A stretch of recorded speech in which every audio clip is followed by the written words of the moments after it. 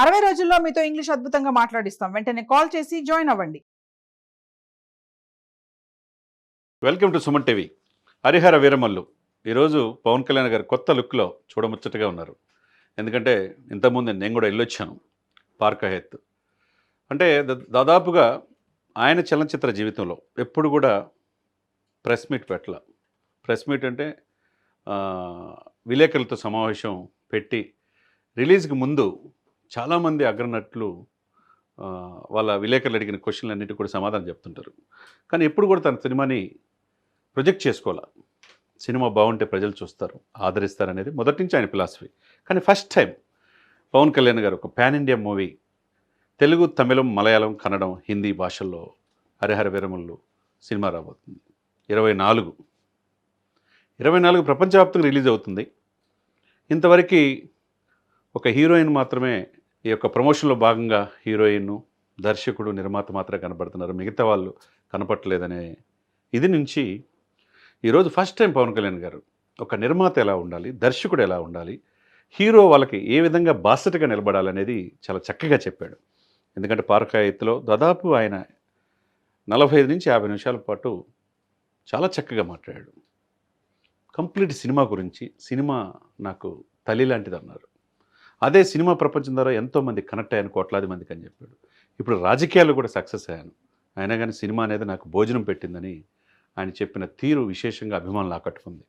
అంటే ఇప్పుడు రాజకీయాల్లోకి వచ్చాను, ఇక సినిమాలు చేయడు అనే పరిస్థితి నుంచి ఈరోజు హరిహర వీరమల్లు ఒక ఓజీ, ఉస్తాద్ భగత్ సింగే కాదు, ఇంకా రాబోయే రోజుల్లో కూడా అనేక సినిమాలు తీసే అవకాశం ఉందనేది ఆయన మాటలు బట్టి, సినిమా పరిశ్రమ మీద, సినిమాల మీద ఆయన మక్కువ ఆయన మాటలు బట్టి అర్థమైంది.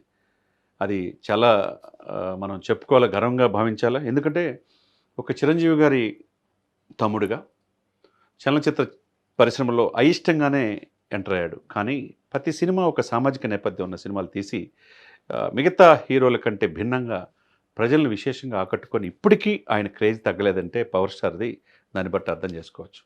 రాజకీయాల్లో నేను మాట్లాడగలను, కానీ ఫస్ట్ మీడియాతో మాట్లాడాలంటే కొద్దిగా నాకు సిగ్గుగానే ఉంటుంది.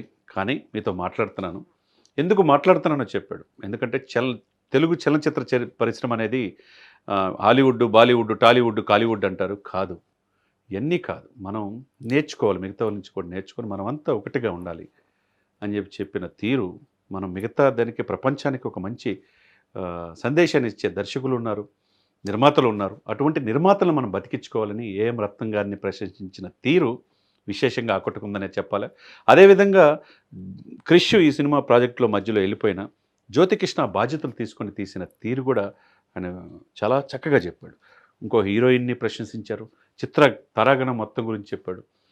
అంటే మొఘళ్ళ కాలం నాటి చారిత్రాత్మక నేపథ్యంలో ఆ ఫిక్షన్ సినిమాల్లో హిందూ సనాతన ధర్మం కోసం పోరాడే హరిహర వీరమల్లు పాత్రలో, ఎందుకంటే తనకు మార్షల్ ఆర్ట్స్ ఎన్ని వచ్చు కాబట్టి ఆ సన్నివేశమే దాదాపు 15 నుంచి 20 నిమిషాలు ఆ యొక్క ఫైట్ సన్నివేశాలు ఉంటాయంట. తర్వాత పాటలు విశేషంగా కొట్టుకున్నాయి. ట్రైలర్ కూడా ఎప్పుడెప్పుడు రిలీజ్ అవుతుందని చూస్తున్నారు. ఈరోజు సాయంత్రం శిల్పకళా వేదికలో ఫ్రీ రిలీజ్ ఈవెంట్ అనేది జరగబోతుంది. కర్ణాటక అటవీ శాఖ మంత్రి వస్తున్నారు, Andhra Pradesh tourism and cinema photography మంత్రి కందులు దుర్గేష్ గారు వస్తున్నారు. అదేవిధంగా కోమటిరెడ్డి గారు కూడా, మినిస్టర్ ఫర్ తెలంగాణ, ఆయన కూడా విచ్చేస్తున్నారు. పవన్ కళ్యాణ్ గారు రాబోతున్నారు. మరి ఒకవైపు సాయంత్రం ఈవెంట్ ఉంటే ప్రెస్ మీట్కి ఈరోజు వచ్చాడంటే, వచ్చేదాకా చాలామంది ఆశ్చర్యపోయారు. వచ్చిన తర్వాత అనర్ఘంగా ఆయన మాట్లాడిన తీరు విశేషంగా ఆకట్టుకుందని చెప్పాలి. ఇంకొక వైపు ఏఎం రత్నం గారికి నేను ఆల్రెడీ ఆంధ్రప్రదేశ్లో రిఫర్ చేశాను. యాజ్ అ డిప్యూటీ సీఎంగా నా పరిధిలోది అది.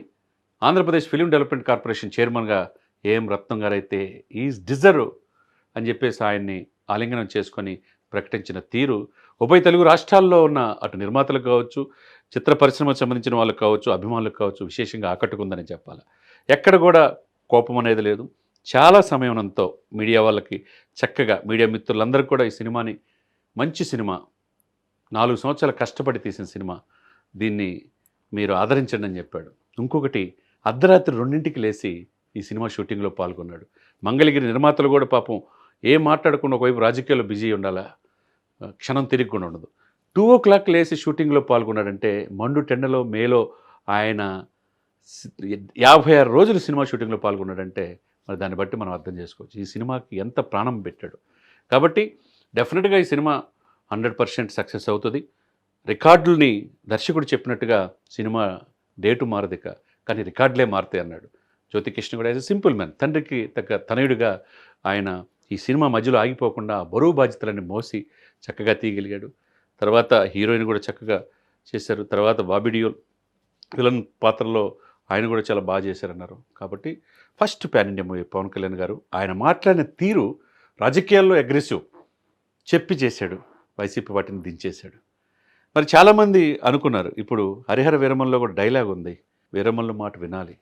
నా కోసం కొంతమంది నేను రాకూడదు అనుకున్నారు, కొంతమంది ప్రార్థించారు అని చెప్పిన తీరు ఏదైతే ఉందో ఈ సినిమా కూడా డెఫినెట్గా ఆయన చెప్తున్నాడంటే, ఇంత కాన్సన్ట్రేషన్ చేసి ఈ సినిమా కోసం, ఈ ప్రమోషన్ కోసం ప్రెస్ అందరిని పిలిచి ఇన్ని మాటలు చెప్పాడంటే డెఫినెట్గా ఈ సినిమా 100% చరిత్రలో నిలిచిపోతుందంటలో ఎటువంటి అతిశయోక్తి లేదు.